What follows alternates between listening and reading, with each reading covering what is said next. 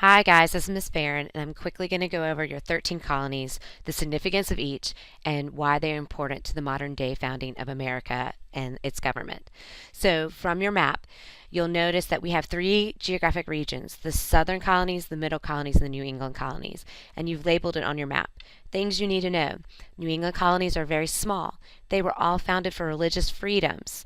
While the southern colonies, there's actually more of them than the northern colonies, and they were founded primarily for profit. The reason why they're green is because they had to grow cash crops for those profits, primarily tobacco, later on cotton. The middle colonies were established for a variety of reasons. Some of them involved trade, some of them involved profit, some of them involved religious freedom, so it's a combination of all three.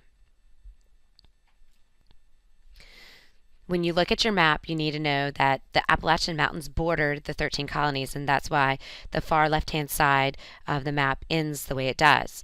All these colonies were English colonies that primarily spoke the English language, and they stopped there. We talked yesterday about Virginia, the first permanent colony. The first permanent one was Jamestown in 1607 in Virginia. Remember, it was a swamp. These were joint stock companies, so a variety of wealthy individuals in England pooled their money to then send colonists over to America to try to make more money. Roanoke was the first, but that was nicknamed the Lost Colony because that happened in North Carolina, and that colony disappeared. When they went back for resupplies, they came back and all they found was a word Croatan carved on a tree. To this day, they're still looking for the Lost Colony. So in Jamestown, from the video, The Rebels, that we watched yesterday, you heard about John Smith and John Rolfe and the starvation and the disease and the fighting with the Indians. You can look up Pocahontas. Pocahontas is not the Disney princess that you think she is. All right, so we also went over the Massachusetts Bay Colony, which was the Pilgrims. They came over in the Mayflower. This is important because they are the ones that write the Mayflower Compact, the first social contract of government in America. This is the Thanksgiving story that you learned about when you were in elementary school. They had the 100 Pilgrims and the Indians in their festival to celebrate struggling to survive. They came to America for religious freedom. However, they were very intolerant of anyone else who was not their religion. The Massachusetts Bay Colony was near Boston. John Winthrop was the governor, and Boston was nicknamed the city upon the hill. Sometimes on tests they like to refer to that. So think of it like a beacon in the night, like a lighthouse, a refuge for the weary that were seeking religious freedom. And they were very intolerant of anyone who did not believe what they believed. Rhode Island was actually settled for a completely different reason. Anne Hutchinson and Roger Williams were kicked out of Massachusetts Bay Colony because they felt they were too different from the Pilgrims. And they actually are the only colony, if you notice Rhode Island is the smallest state in the United States, that they purchased the land from the Indians and just simply didn't take it from them. So they created a colony for religious tolerance, that all religions would be accepted. Connecticut was settled by Thomas Hooker, who was a Puritan. Later on, you're going to learn that Connecticut had the first written constitution, the Fundamental Orders of Connecticut. Pennsylvania starts your middle colonies. Pennsylvania was started by William Penn. You often see his picture on the Quaker Oats label for oatmeal.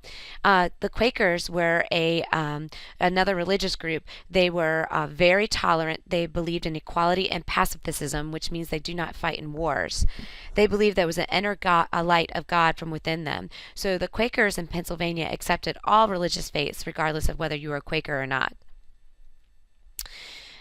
In the southern colonies, we have Maryland, who was founded by Lord Baltimore. He was a Catholic. You can remember this because Maryland, they worship Mary.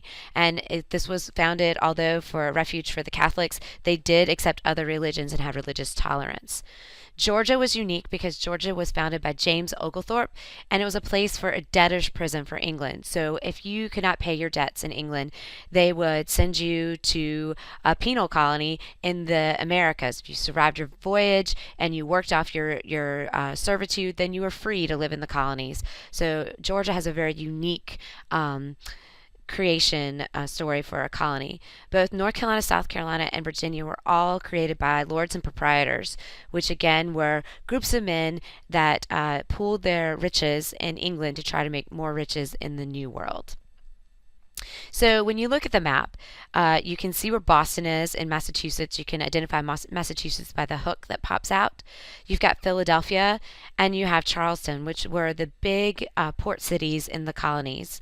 What you need to know is to the north, Canada was owned primarily by the French at that time, and they were fur traders and the Indians.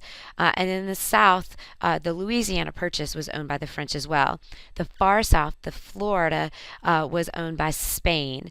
So these were all enemies of the English. So you would not have colonies crossing the Proclamation Line of 1763 or crossing the Appalachian Mountains to either fight hostile Indians or the French or the Spanish. All right, so again, the Spanish primarily built their empire to the south of America, in South America and Central and Caribbean.